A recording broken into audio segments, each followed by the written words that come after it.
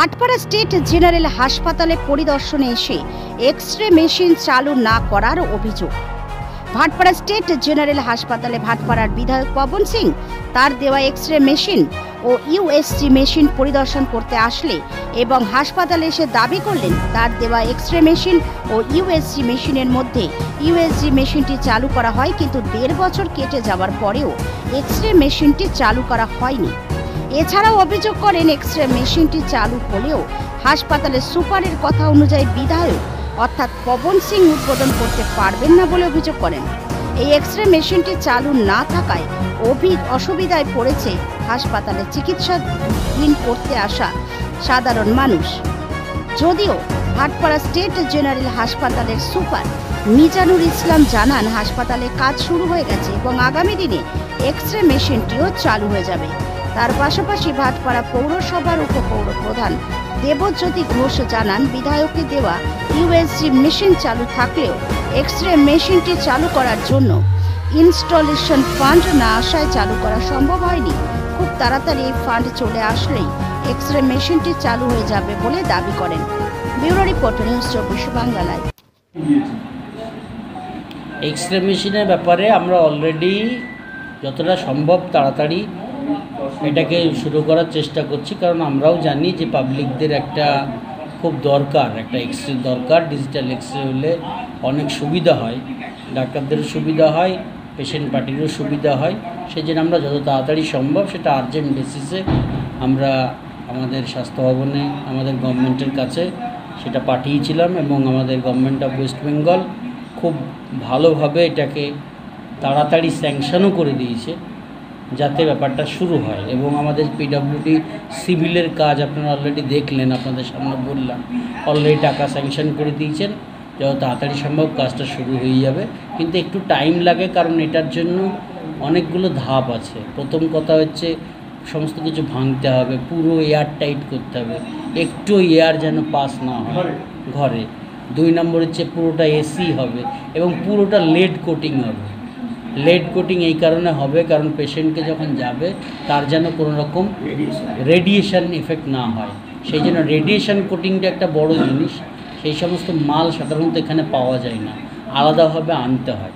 সেই মাল অলরেডি নিয়ে আসার পর সেই রেডিয়েশন কোটিং করে সমস্ত দেওয়ালে এবং এতে পুরো সিল করে একটা কনসোল রুম বানিয়ে সেই কনসোল রুম এবং এক্স-রে মেশিন তখন সেটা ইনস্টল হবে 1 নম্বর। সুতরাং এটা একটু সময় সাপেক্ষ, তবে হ্যাঁ, গভর্নমেন্ট অফ আমাদের ওয়েস্ট বেঙ্গল টাকা স্যাংশন করে দিয়েছে যে এই কাজটা যেন ভাটপাড়া স্টেট জেনারেল হসপিটালে হয় এবং কাজ আমাদের শুরু হয়ে গেছে। এইটুকু বলতে পারি, ভাঙাভাঙি শুরু হওয়া মানে কাজ শুরু হয়ে গেছে। যত তাড়াতাড়ি সম্ভব পিডব্লিউডি সিভিল টেক আপ করবে জিনিসটাকে। আর ইলেকট্রিক্যালেরও আমরা অলরেডি জিনিসটা জানিয়েছি ঊর্ধ্বতন মহলে, এবং আমার যতদূর ধারণা আমাদের গভর্নমেন্ট অফ ওয়েস্ট বেঙ্গল এ ব্যাপারে যথেষ্ট যত্নশীল হয়ে যত তাড়াতাড়ি সম্ভব টাকাটাও হয়তো স্যাংশন করে দেবে যাতে আমাদের কাজটা তাড়াতাড়ি হয়। এবং ইলেকট্রিক্যাল এবং হয়ে গেলে আমাদের এটা হয়ে যাবে।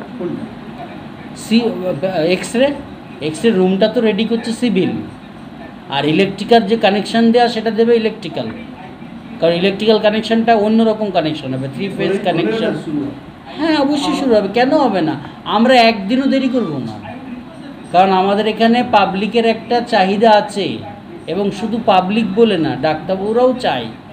কারণ আমাদের যে ম্যানুয়াল মেশিন আছে, আমরা তবুও পেশেন্টদের আমরা মানে এক্স-রে চালিয়ে যাচ্ছি, আমাদের পুরনো যে মেশিন আছে তাই দিয়ে চালিয়ে যাচ্ছি। আমরা এক্স-রে বন্ধ করিনি, সোম থেকে শনি আমাদের এক্স-রে চলে।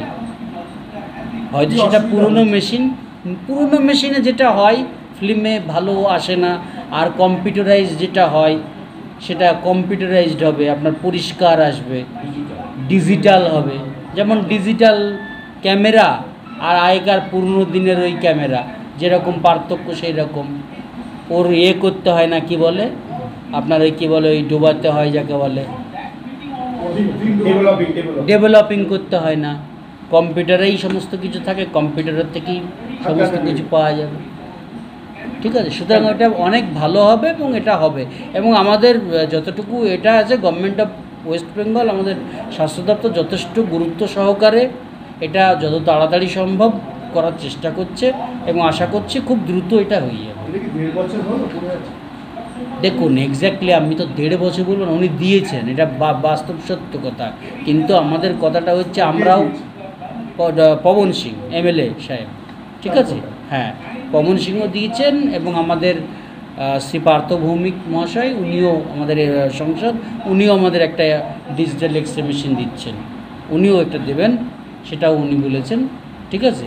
সুতরাং আমাদের এখানে হবে, সেটাতে ব্যাপার নেই। তো যেটা মেন কথা আমাদের একটাই ব্যাপার, আমরা শুরু করে দেব। আমরা এইটা যেটা আর একটা কথা ছিল, যেটা আপনারা একটা কথা শুনলেন, সেটা হচ্ছে ওই ইয়ে নিয়ে, ফলক নিয়ে। যেহেতু উনি ইনাগুরেশন করেননি, ইনাগুরেশনের সময় আমরা ডেকেছিলাম, ইনাগুরেশন না করলে তার তো ফলক দেওয়া যায় না, সেই হিসেবে আমরা ফলক দিতে পারি না সেখানে। এটা আমি যাই হোক, ওটা ওনাকে ছোটো করা হবে সেটা আমরা বলিনি। তো এই হচ্ছে আমার মূল কথা। তবে আমাদের গভর্নমেন্ট সর্বোপরি চেষ্টা করছে হসপিটালকে উন্নত করার জন্য। আপনারা যেরকম দেখতে পাচ্ছেন এই যে সামনেকার এক্সিট পয়েন্ট, দেখুন কতটা কাজ হচ্ছে, বিভিন্ন আপনারা বাইরে গেলে দেখতে পারবেন। হ্যাঁ, তো আশা করছি হবে, যত তাড়াতাড়ি সম্ভব জিনিসটা মিটবে। Thank you. এই ব্যাপারটা সম্বন্ধে আমার মনে হয় সম্পূর্ণ অবগত নয়, কেননা যখন কোনো এইসব ইনস্ট্রুমেন্ট দিতে হয় সঙ্গে সঙ্গে একটা ইনস্টলেশন ফান্ডও স্যাংশন করতে হয়। ওনার এক্সরে মেশিন এসছে লাগেনি, আমার মনে হয় না এই ব্যাপারে হাসপাতাল কর্তৃপক্ষ কোনোভাবে দায়ী। এবং যেহেতু ওনার আগে ইউএসজি দেওয়া মেশিন হাসপাতালে অলরেডি রানিং কন্ডিশনে আছে, তার মানে হাসপাতাল কর্তৃপক্ষের মানসিকতা নিয়ে কোনো সন্দেহ থাকা উচিত না, খুব স্বাভাবিকভাবেই।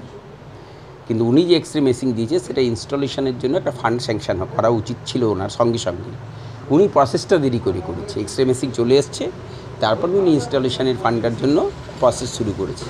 তো খুব স্বাভাবিকভাবেই আন্ডার প্রসেস আছে, ওটা আসলেই হবে, এক্সরে মেশিন এক্সরে হবে। সুপারিনটেন্ডেন্ট বলেছে যে সিএমইচকে আমি জানিয়েছি, সিএমইচ অফিস থেকে কিন্তু পারমিশন পাচ্ছে না বা ফান্ড পাচ্ছে, তার জন্য ততলো করা হচ্ছে। সিএমও অফিসে জানিয়েছে, ফান্ডটা আসতে প্রসেস তো একটা।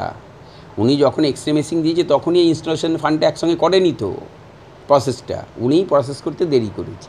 স্বাভাবিকভাবেই পরে ফান্ড গেছে, ফান্ড এখন আন্ডার প্রসেস আছে, আসলেই লেগে যায়, কী আছে। কবে লাগাতে হবে সেটা আমি কী করে বলবো, এটা কোনো এটা সিএমওএইচের ব্যাপার, স্বাস্থ্য ভবনের ব্যাপার, হয়ে যাবে যখন এক্সরে। দেখুন প্রথমে উনি একটা ইউএসজি মেশিন দিয়েছিল, আমি যতটা শুনতে পেরেছি সেটা ইনস্টলেশনের জন্য যে ফান্ড এসছে, ইউএসজি মেশিন কাজ করছে, তার মানে এক্সরে মেশিনেরও ইনস্টলেশনের ফান্ডটা আসলে এই এক্সরে মেশিনও লেগে যাবে, এই তো। কিন্তু উনি বলছে যে উপর থেকে চাপ সৃষ্টি করা হচ্ছে, যেরকম বসানো হচ্ছে। বলছি উপর দিয়ে যদি চাপ সৃষ্টি করা হয়, সেই জন্যই তো আমি আপনাকে প্রথমেই বললাম, যদি আমার মানসিকতা নিয়ে কোনো রকম সন্দেহ থাকতো তাহলে নিশ্চিতভাবেই আপনি দেখুন, তাহলে ওনার ইউএসডি মেশিনটা যেটা আগে দিয়েছে তাহলে সেটাও ইনস্টল হতো না, তাই না? সেটা তো ইনস্টলেশন হয়েছে, তো সেটা কাজ করছে তো। তার মানে হাসপাতাল কর্তৃপক্ষের মানসিকতা নিয়ে কোনো সন্দেহের অবকাশ থাকা উচিত না।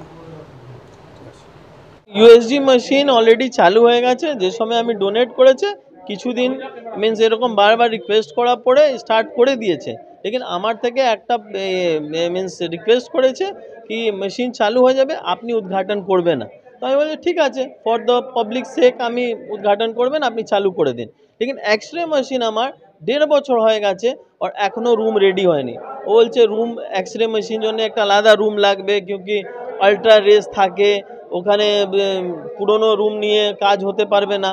তো 1.5 বছর লাগে একটা রুমকে রেডি করতে। আর আপনি নিজেই দেখুন রুমকে, এরকম লাগছে কি 2 দিন আগেই রুমকে ভাঙে দিয়েছে কি দেখাবার জন্য কি দেখুন আপনার কাজ স্টার্ট হয়ে গেছে। এরকম কাজ স্টার্ট হবে তো কব রুম রেডি হবে, কব আমার মেশিন লাগবে, ওর মেশিনের কন্ডিশন কি হবে আপনি ভাবতে পারুন। বাইরের থেকে পেয়ে যাবে, যার রোগীরা তাদেরকে পয়সা দিয়ে করতে হচ্ছে, অনেকে গরিব মানুষ আছে, তাদের তো ব্যাহত হচ্ছে। দেখুন এই জন্যে তো আমি মেশিনকে ডোনেট করেছি। টাকা তো আমার নেই, টাকা তো পাবলিক টাকা আছে, পাবলিকের জন্য আমি টাকা দিয়েছি। আমি তো অ্যাজ এ মিডিয়েটর আছে, আমি তো আপনার মিডিয়া মাধ্যমে এরকমও বলতে পারবে, এরকমও ইচ্ছা আছে আমার বলা কি আমি উদ্ঘাটন করবে না, আমার সিএম চিফ মিনিস্টার এসে উদ্ঘাটন করে দেয়, আমার দরকার নেই। লেকিন অ্যাটলিস্ট রুম তো রেডি করুন, কেন মানুষ হেল্প পাবে। আমার এই সবচেয়ে বড় আমার আছে, ইচ্ছা আছে। বলছি যে এক্স রে করতে এসেছিলেন? হ্যাঁ আমরা তা করতে কি বলছে ডাক্তারবাবু? ডাক্তারবাবু লিখে দিয়েছে বাইরে থেকে ডিজিটাল এক্স রে করে নিয়ে আসো। এখানে এক্স রে নেই? এখানে এক্স রে নেই। কত আপনার অসুবিধা হচ্ছে এই গরিব মানুষ? অনেক আছে উপরে, তো সবারও সুবিধা আছে। আপনাকে এখন বাইরে থেকে এক্স রে করতে হবে? হ্যাঁ করিয়ে নিয়ে এসছি কালকে। আর এইখানে বলার থেকে উপরের এটি লোকটা বলছে আমি নিয়ে চলছি, 700 টাকা লাগবে, আমি করিয়ে নিয়ে আসবো, চলো। কে বলছে? উপরের লোকটা যে ডিউটিতে থাকে। এরকম ধরনের বলছে? হ্যাঁ বিধায়কের থেকে এক্স রে মেশিন প্রায় বছর দেড়েক আগে দিয়েছে, তা এখন না চালু হয়নি? এখানে নেই, চালু নেই, বাইরে থেকে সবাইকে করাতে হচ্ছে। তোমার নাম? রবি সাহ।